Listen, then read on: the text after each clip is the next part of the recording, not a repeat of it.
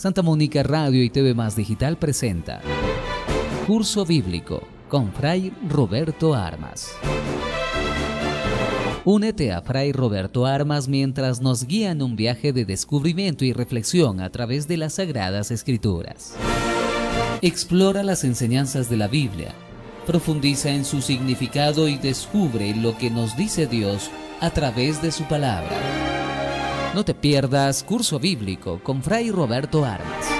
Sintonízanos y enriquece tu camino de fe. ¿Cómo están, amigos de Santa Mónica Radio? Nuevamente con ustedes en este día martes, Viernes Santo. Ya estamos con el Padre Roberto Armas para su programa, Curso Bíblico. ¿Cómo está, Padre? Buenos días, Jaime. Buenos días para todos los radio oyentes. Pues estamos bien, gracias a Dios, y una vez más con ustedes para este martes bíblico, los martes bíblicos que ya estamos acostumbrados, ¿no? Vamos a seguir nuestro programa hablando hoy de las cartas de San Pablo. Estamos en resumen ya final prácticamente del curso, y va a ser un resumen de Pablo en general, de sus cartas, y de cada una de ellas hablaremos un poquito para conocer un poquito más de cuál es la razón de cada una de las cartas. Qué bien, Padre. Profundizar, conocer y qué decir sobre las cartas apostólicas de San Pablo.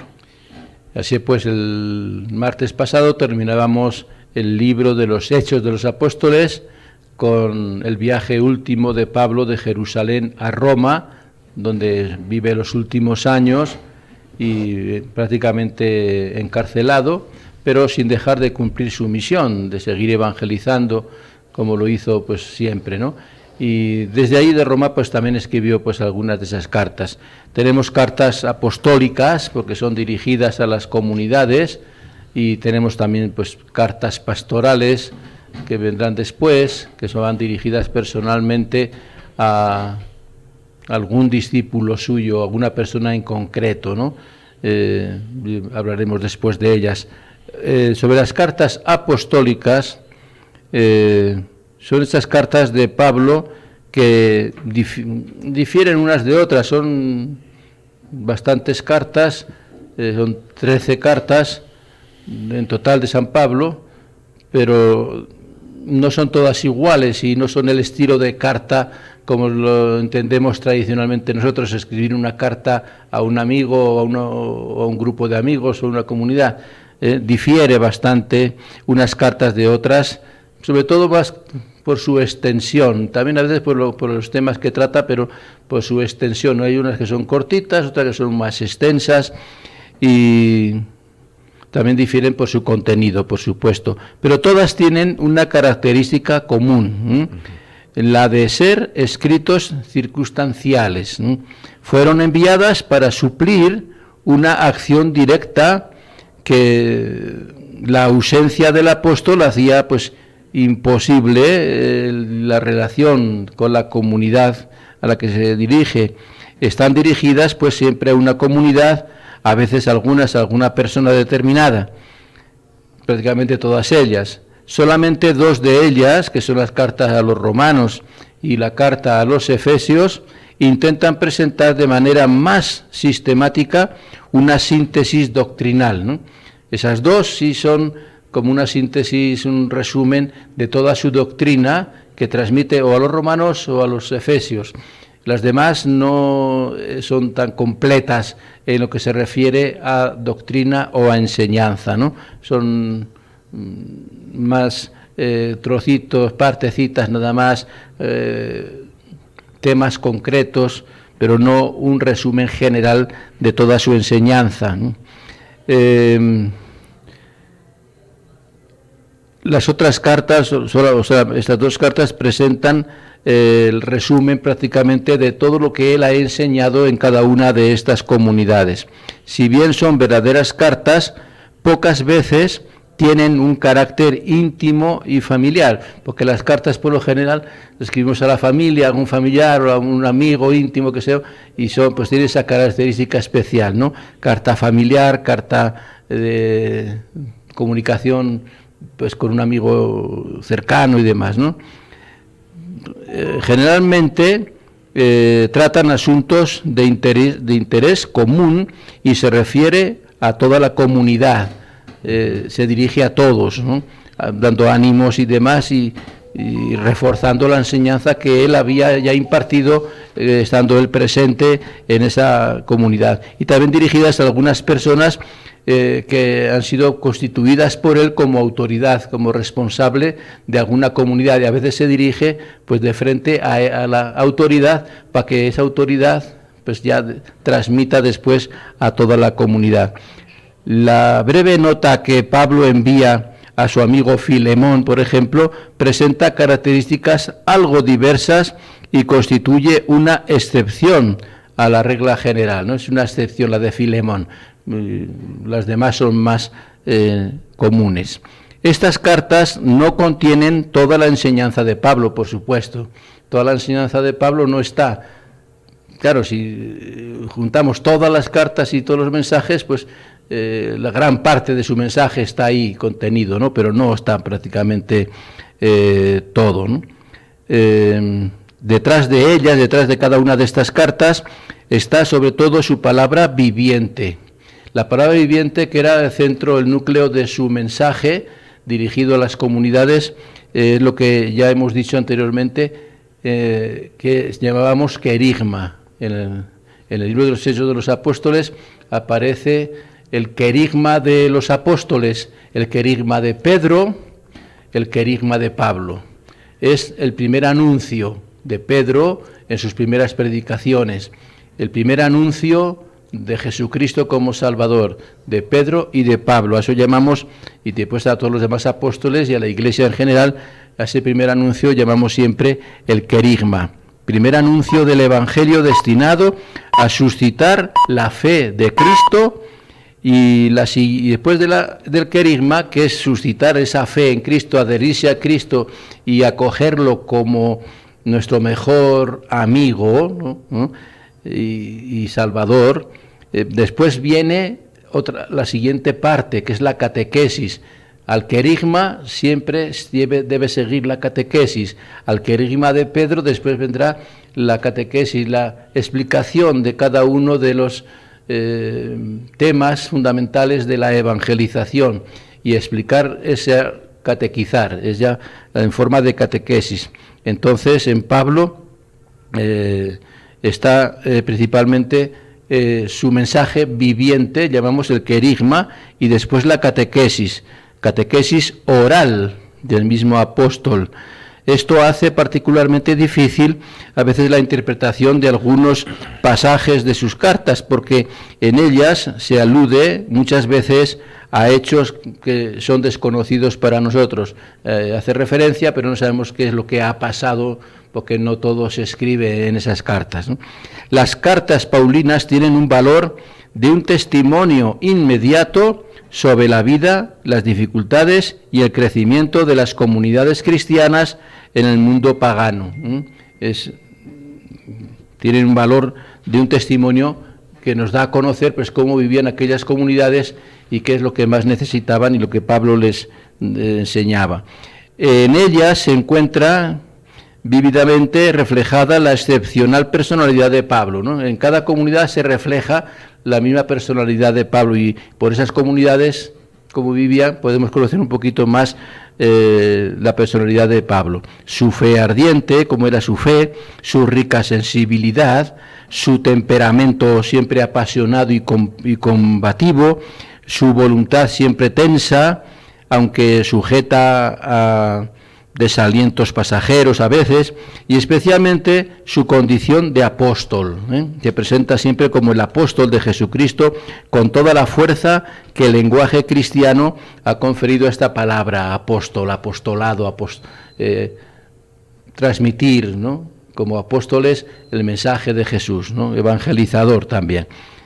Ellas atestiguan también la progresión de su pensamiento, que no alcanzó de inmediato su forma definitiva, porque fue una evolución. Pablo comenzó de cero, porque se convirtió, tenía la base del judaísmo, pero se convierte al cristianismo y todo el cristianismo y todo lo de Jesucristo es nuevo para él y va evolucionando su conocimiento sobre Jesucristo y sobre cómo transmitir ese mensaje, ¿no? Es un proceso en crecimiento de su pensamiento, que no alcanzó de inmediato su forma definitiva, sino que se fue desarrollando gradualmente bajo el impulso del Espíritu. Él se dejaba llevar por el Espíritu Santo. Pablo y los demás apóstoles pueden llevar a cabo la evangelización que Cristo les pidió, pero dirigido siempre por el Espíritu Santo. Lo primero que hace Jesús es enviarles el Espíritu Santo, y ellos, llevados por el Espíritu Santo, van progresando en esta tarea de la evangelización y la tarea de transmitir la vida y la personalidad también de Jesucristo. A pesar del carácter ocasional de estos escritos de Pablo, Pablo arroja en cada página una nueva luz. Siempre en cada página hay algo nuevo sobre el misterio de Cristo y sobre el misterio de la Iglesia. Lo que transmite Pablo es a Cristo y la Iglesia. A Cristo y cómo los seguidores de Cristo forman la Iglesia y cómo tienen que vivir dentro de la comunidad de la Iglesia. De este modo, él creó las fórmulas clásicas que llamamos de la fe cristiana, asegurando con ello la definitiva autonomía de la Iglesia con respecto al judaísmo. O sea, hay una separación radical del judaísmo. El cristianismo ya es novedad, ya es una religión nueva, ya es una relación nueva con Dios, una relación nueva con la comunidad. Y la Iglesia, por eso la Iglesia es nueva en ese modo. La funda Jesucristo y los apóstoles, y son comunidades totalmente nuevas que están iniciando su trayectoria de seguimiento de Jesucristo. Santa Mónica Radio y TV Más Digital, continuamos nosotros con nuestro programa Curso Bíblico con el padre Roberto Armas, Agustino Recoleto de la parroquia Santa Mónica, y nos ha hecho entender sobre las cartas apostólicas de San Pablo. Pero ahora, ¿qué decir de las cartas a los romanos, padre Roberto? Sí, ahora vamos a explicar un poquito, una por una, un pequeño resumen de cada una, para saber un poquito en qué consiste cada una de las cartas. Vamos a empezar por la de los romanos. La carta a los romanos es una de las más importantes, porque hemos dicho antes que ahí sí presenta Pablo prácticamente un resumen muy específico de su doctrina, de todo lo que es su enseñanza en toda su etapa de evangelizador. Pablo escribió la carta a los romanos en un momento decisivo de su carrera apostólica. Escribe a los romanos, una de las pocas comunidades que escribe antes de conocerlos y antes de ir a visitarlos, porque las demás comunidades son cartas dirigidas a comunidades que ya ha visitado antes y que ya conocía, porque ha vivido con ellos un tiempo y ha formado comunidad. Y son cartas ya a una comunidad que él mismo ha formado. Sin embargo, esta carta va dirigida a los romanos, donde él todavía no había ido nunca a Roma. Quería ir, pero no había ido. Y entonces no es una comunidad fundada por él. Escribe a desconocidos, aunque sí sabe que es un grupo, una comunidad que no sabemos por quién fue formada, pero que ya estaba formada o en formación. Y ahí les dirige esta carta llamada, pues eso, pues a los romanos, porque es a los cristianos de Roma. Ya había concluido su tercer viaje misionero. Cuando hablamos de los Hechos de los Apóstoles, hablamos de Pablo de 3 viajes misioneros que realizó. Y cada año pues visitaba distintas comunidades y empleaba 2 años, 1 año, 2 años o 3 años en todo el viaje hasta que regresaba. Entonces, al finalizar el tercer viaje misionero, es cuando prácticamente escribió esta carta.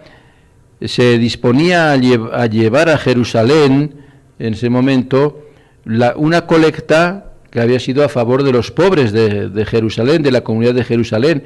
Los apóstoles que vivían en Jerusalén le habían pedido a Pablo que en las comunidades donde estaba evangelizando hiciera esta colecta, ¿no?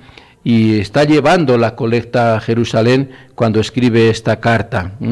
La había recogido en 2 lugares, en Macedonia y en Acaya. Macedonia y Acaya. Consideraba que su misión en Oriente ya estaba prácticamente terminada y por eso iba hacia Jerusalén llevando esta colecta, pensando pues de ahí dar un salto pues seguramente a Roma o a Europa o a otros sitios, ¿no? A Europa o a España o a otros lugares. Tenía proyectado emprender, como decimos, una nueva etapa de evangelización. Su propósito era llevar la buena noticia a Occidente, desde Roma hasta España, donde se le abría un campo de actividad todavía virgen, todavía por ahí ese lugar no había comunidades, no había habido evangelizadores, y él tenía ese propósito. Para preparar su visita a los cristianos de Roma, el apóstol les envió una carta donde les exponía más detalladamente los mismos temas que ya había tratado en la carta a los Gálatas. Ya había escrito la carta a los Gálatas, comunidad donde había él evangelizado y había formado la comunidad en Galacia. Gálatas es de la ciudad de Galacia, la zona de Galacia, y ahí les había expuesto pues un resumen también de toda su doctrina, y más o menos no es copia, pero es muy parecida, o muy parecido el mensaje que transmite también a los romanos. Aquí el tono es un poquito diferente, el ardor de la polémica se ha suavizado, ¿no? Porque con los efesios sí hay una cierta polémica, pero aquí les escribe más suaves porque no los conocía todavía y no tenía la suficiente confianza. Pablo ha podido completar y matizar su pensamiento y sus expresiones, ¿no? Con más moderación. En una admirable síntesis doctrinal, para que conozcan cuál es el resumen de esta carta, describe la universalidad del pecado. El pecado lo cometemos todos, y la obra redentora de Cristo, que también es para todos. Y todos hemos cometido pecado. Jesucristo viene a morir por todos, por el perdón de los pecados de todos.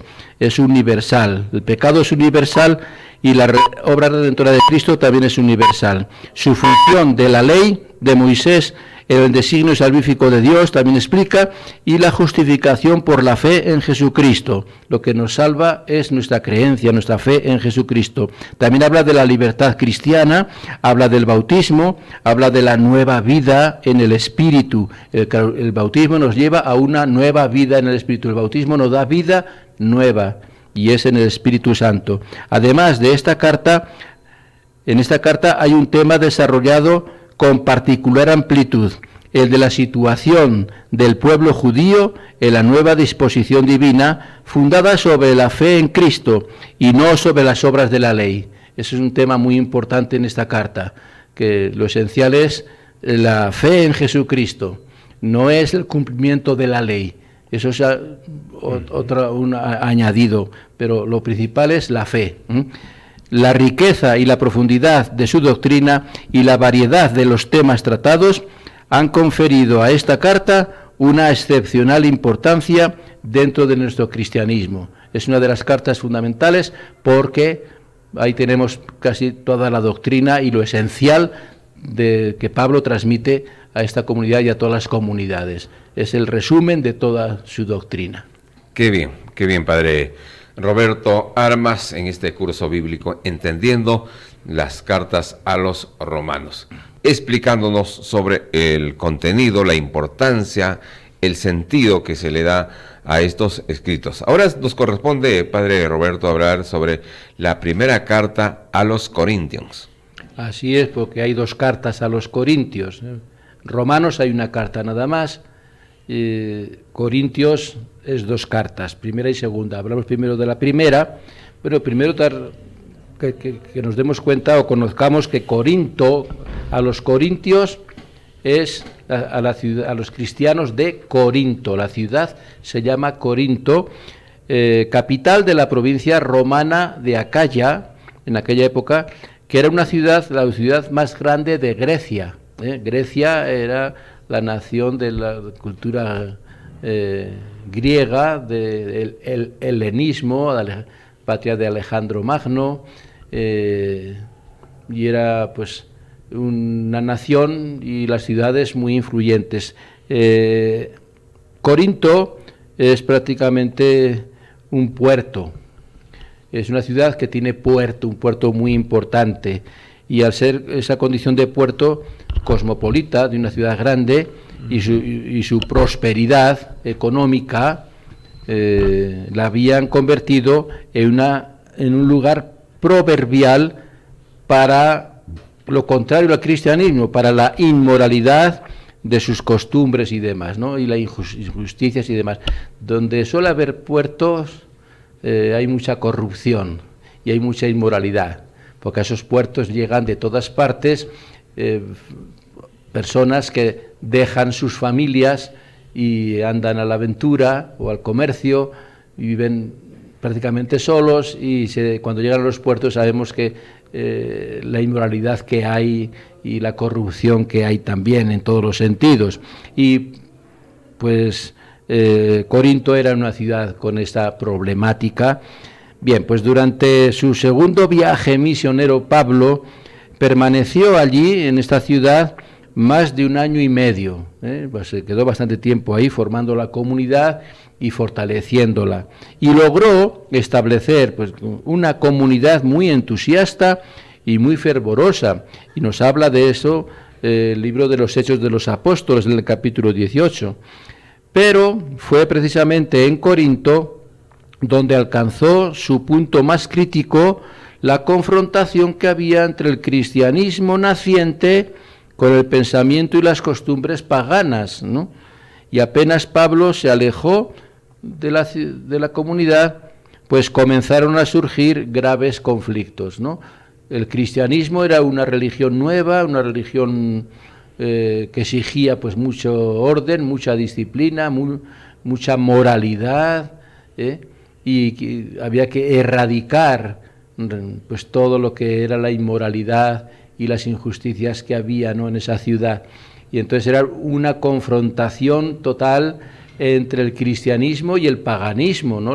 O sea, las costumbres del paganismo, las costumbres, las creencias de los habitantes de esa ciudad, ¿no? Bien, pues Pablo logra pues constituir ahí una buena comunidad, fuerte, sólida, pero que cuando estaba él presente, pero cuando él se tiene que ir a otras comunidades, a otros lugares en misión, pues la comunidad queda sola y queda pues al margen de los paisanos que están allí viviendo con ellos, que eran 100% paganos y también entregados a toda clase de vicios y desórdenes y demás. Entonces surgen los conflictos, las dudas y los desánimos por parte de la comunidad. La llegada de otro evangelizador que en tiempos de Pablo fue Apolo. Cuando llega Apolo a esta comunidad, y también otros predicadores cristianos que se presentaban como emisarios de Pedro, como que Pedro los había enviado también a esa... Eso dividió más todavía a la comunidad, provocando la formación de bandos rivales. Unos son de Pablo, otros son de Apolo, otros son de Pedro, otros son... creó esos bandos rivales. Muchos cristianos no se habían despojado suficientemente de las costumbres paganas y caían en el libertinaje moral. Las asambleas litúrgicas estaban perturbadas por la escandalosa división entre ricos y pobres. Se automarginaban entre ellos, y por formas de exaltación teñidas de paganismo, ¿no? El paganismo pues lo habían recibido desde niños, desde pequeños, y difícil pues cambiar a una religión pues más ordenada y más moral como es el cristianismo. Algunos confundían el evangelio con una sabiduría puramente humana. En Grecia, especialmente estas ciudades grandes, había muchos filósofos, y cada filósofo exponía su filosofía, sus ideologías, en todos los sentidos, religiosas y sociales y demás, y entonces creían que el cristianismo era otra filosofía más que había surgido, ¿no? Otra forma de entender la vida, y entonces eso confundió mucho a las comunidades, a esa primera comunidad que Pablo había fundado. Y otros de la misma comunidad pues negaban incluso la resurrección de los muertos. Eso de la resurrección de los muertos era algo que no lo entendían bien y no encajaba con las filosofías que había pues por Grecia y la cultura griega, ¿no? Entonces, advertido Pablo de estos abusos que se estaban dando en la comunidad que él había formado, Pablo es que envía esta primera carta a esta comunidad de los corintios, ¿no? Ante estos problemas. Él había dejado una comunidad bien formada, muy devota y demás, pero el paganismo era muy influyente y después la predicación un poquito distinta de los enviados de Jerusalén, por Pedro principalmente, Apolo y otros más, pues crearon pues esa división y esas dudas en estos hermanos de la primera comunidad. Por eso escribe Pablo esta carta para poner en orden un poquito lo que él había enseñado, poner en orden la comunidad, para restablecer ese orden y responder a las preguntas que se le habían hecho, ¿no? Seguramente le escribían a Pablo preguntando qué pasaba, ¿no? Y cómo tenían que reaccionar. Con su mirada penetrante, Pablo, va exponiendo grandes temas doctrinales a propósito de varios asuntos de orden práctico, algunos de ellos aparentemente insignificantes, pero que influían, ¿no? Ningún otro escrito del Nuevo Testamento nos muestra de una manera tan concreta la vida de una comunidad y su situación que tiene que afrontar ante el paganismo. Es la carta que más, esta y la segunda, que más nos dan a conocer cómo vivían estas comunidades cristianas, sobre todo esta comunidad de Corinto, y cómo tuvo que afrontar los problemas que surgieron por estas razones que estamos mencionando. Y entonces Pablo pues les va aclarando poco a poco cada uno de los puntos que ellos están en problema, para que puedan pues entender mejor pues cuál ha sido la doctrina que Pablo les ha explicado y que Pablo les quiere que la vivan con intensidad y con esfuerzo, ¿no? Entonces es una carta muy aclaratoria de los problemas que siempre surgen en todas las comunidades, ¿no? Hay abusos, hay desórdenes en la comunidad y él sale al paso, hay divisiones en la comunidad y él sale al paso, hay cuestiones que no entienden, él sale al paso. El problema, el caso de cómo entendían el matrimonio y también el celibato, ¿no? Y Pablo pues recomendando pues que los que vivan como casados que lo vivan bien, y los que sean célibes pues que vivan también bien ordenadamente su vida de celibato y demás. Los ídolos, la carne que se sacrificaba a los ídolos, las asambleas litúrgicas, el Espíritu Santo, los dones del Espíritu Santo, la resurrección de los muertos, que era algo que tanto dudaban pues los griegos, pues todo eso Pablo lo va aclarando en esta carta. Por eso es una carta también muy interesante, tanto esta como la que vamos a hablar a continuación, que es la segunda carta. Las cartas que corresponden a Pablo, ya estamos en la segunda carta a los Corintios, Padre Roberto. Así es, pues, hemos hablado de la primera, ya hemos dicho que Corinto, ciudad de Grecia, portuaria, pues con todos los problemas que eso conlleva, porque con todas las ciudades portuarias hay problemas sociales graves y serios. Bueno, aquí en Perú tenemos el Callao, pues el Callao, todos conocemos cómo es el Callao, ¿no? Y la vida social que hay en el Callao y la inseguridad y tantas cosas más. Bueno, es un ejemplo nada más, ¿no? Pero no se pueden comparar pues, en aquella época con las ciudades de ahora, pero para que nos demos cuenta, ¿no? La segunda carta a los Corintios, entre todos los escritos de Pablo, esta segunda carta a los Corintios es el más apasionado y polémico. Aunque su decidida intervención a través de la primera carta había restablecido más o menos el orden interno de la comunidad, poco después se produjeron nuevos incidentes que reavivaron la crisis. O sea, fue una crisis, porque ya hemos dicho antes, porque el paganismo pues todavía era muy fuerte, ellos eran una comunidad nueva, Pablo había estado ahí pues año y medio, pero en un año y medio se puede formar una comunidad, pero cambiar toda la mentalidad de las personas en un año y medio, esa mentalidad de la mitología griega, de los ídolos y de las costumbres también de una ciudad puerto con tanta inmoralidad y demás, pues era muy difícil. Y encima después que Pablo se va, surgen los problemas que hemos mencionado en la carta anterior.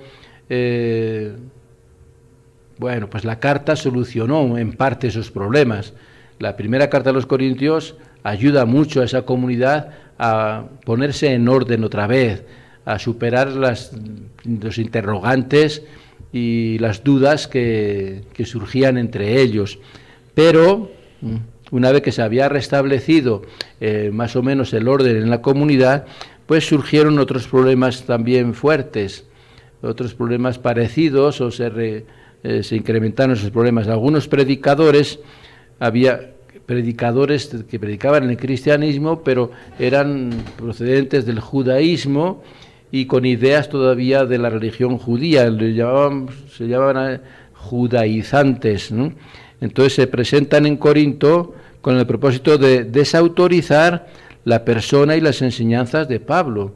Entonces había, sí, cristianos, pero todavía no convencidos, cristianos que todavía estaban arraigados a la religión judía y entonces no aceptaban todas las enseñanzas de Jesucristo completas y, por supuesto, no aceptaban todas las enseñanzas de Pablo y de los demás apóstoles.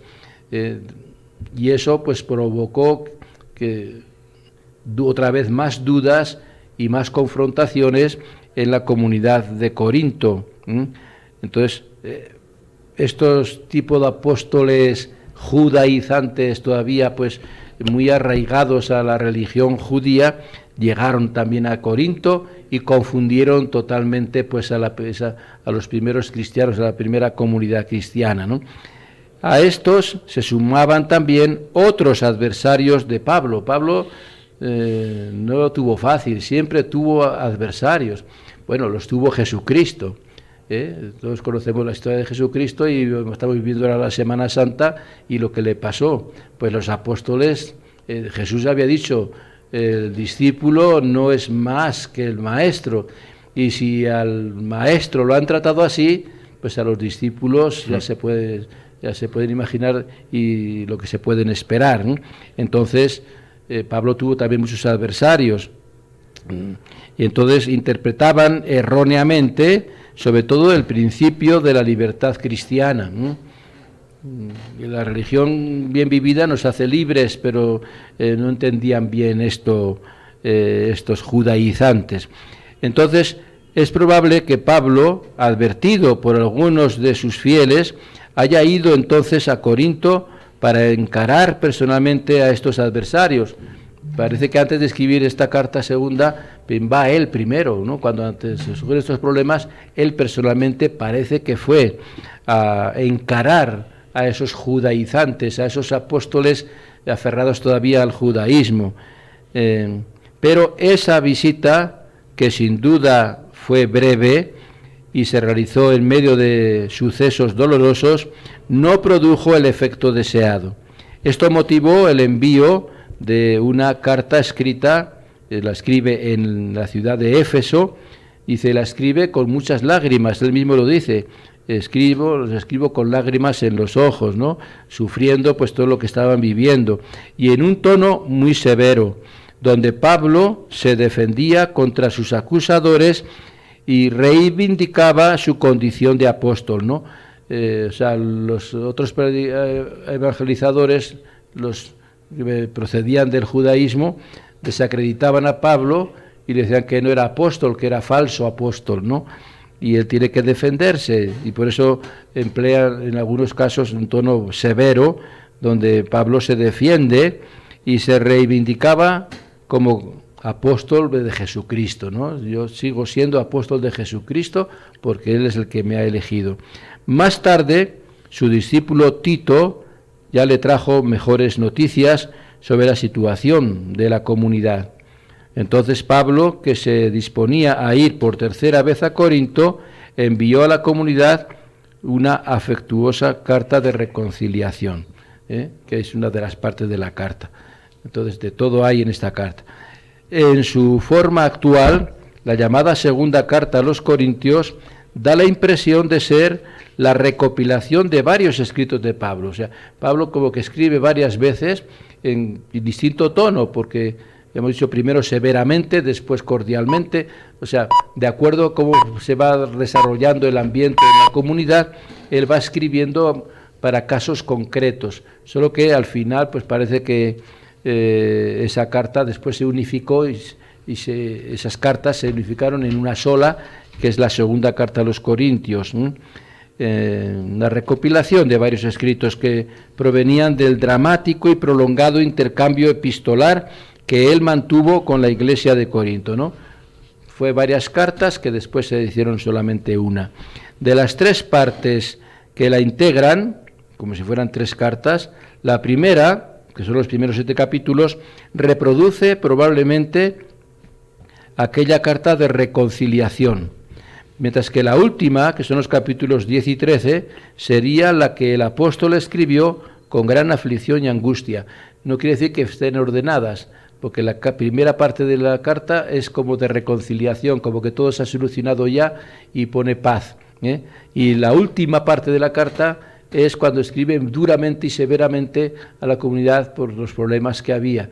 Pero quiere decir que no en el orden que se han después puesto unificando la carta, no es el cronológico el que se llevó a cabo de acuerdo a la situación de la comunidad, ¿no? Bien, después de las 3 partes que integran, la primera parte decimos la carta de reconciliación, la última carta sería la que escribe con aflicción y angustia, para hacer recapacitar a la comunidad rebelde y salvaguardar así la unidad de la Iglesia en esa comunidad. Entonces el objetivo principal de esta carta es lograr la unidad, ¿no? Estos problemas que hemos mencionado crearon división en la comunidad, dudas en la comunidad, y en definitiva las 3 partes de la carta tienen una misma finalidad, que entiendan los problemas, que tratar de solucionarlos y buscar la unidad de la comunidad. Y el objetivo principal de esta carta es la unidad de la comunidad de Corinto, y no solamente de Corinto, porque en otras comunidades también pasaban cosas parecidas, y entonces esta carta sirve para que después se transmita a otras comunidades también. Entonces la finalidad de esta carta, de todas las de los Corintios, la primera y la segunda, es unificar esa comunidad que ha sido pues, fundada por Pablo, por él, estando presente, pero que después sufren tantas persecuciones y tantos problemas que está a punto de desintegrarse, de desaparecer, y Pablo busca pues fortalecerlos en la fe y unificarlos, que se sientan una verdadera comunidad en Cristo, pero que vivan unidos y que superen pues todas las dificultades que están surgiendo. Bien, algo parecido a otras cartas también. Bien, entonces dejamos por hoy ya estas cartas. Hemos hablado Romanos, hemos hablado 1 Corintios y 2 Corintios.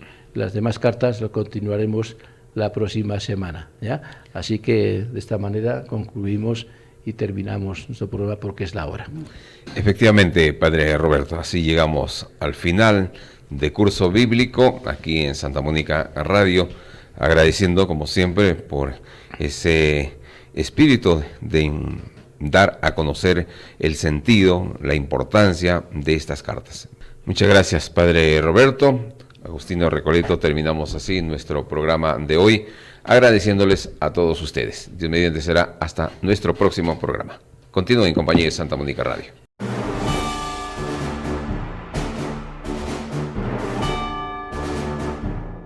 Santa Mónica Radio y TV Más Digital presenta Curso Bíblico con Fray Roberto Armas. Únete a Fray Roberto Armas mientras nos guía en un viaje de descubrimiento y reflexión a través de las Sagradas Escrituras. Explora las enseñanzas de la Biblia, profundiza en su significado y descubre lo que nos dice Dios a través de su palabra. No te pierdas Curso Bíblico con Fray Roberto Armas. Sintonízanos y enriquece tu camino de fe.